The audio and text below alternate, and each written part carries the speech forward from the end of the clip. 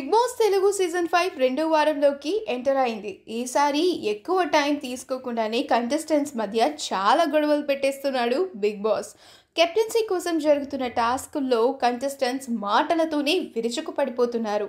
చేతలు చూపించడానికి కూడా రెడీ అయిపోతున్నారు. నక్క టీంలోని యాంకర్ రవి, గద్దర్ టీంలోని సింగర్ శ్రీరామ్కు మధ్య మాటల పోరాటం జరిగింది. ఆ గొడవను పరిష్కరించుకుందామని రవి ఎంత ట్రై చేసినా తనతో మాట్లాడడానికి శ్రీరామ్ అసలు ఆసక్తి చూపించడం లేదు. తెలుగు ప్రేక్షకులకు దగ్గరవ్వడానికి తప్ప ప్రైజ్ మనీ కోసం రాలేదని, వాళ్ళు 50 లక్షలు ఇచ్చినా వాళ్ళ ముఖాన కొడతాను అని చెప్పాడు శ్రీరామ్. అది మాత్రమే కాకుండా నీ సేఫ్ గేమ్ ఏదో నువ్వే ఆడుకో, నాతో మైండ్ గేమ్స్ వద్దంటూ రవికి వార్నింగ్ ఇచ్చాడు. మరొక వైపు మానస్, శ్రీరామ్ మధ్య కూడా మాటల యుద్ధం జరిగింది.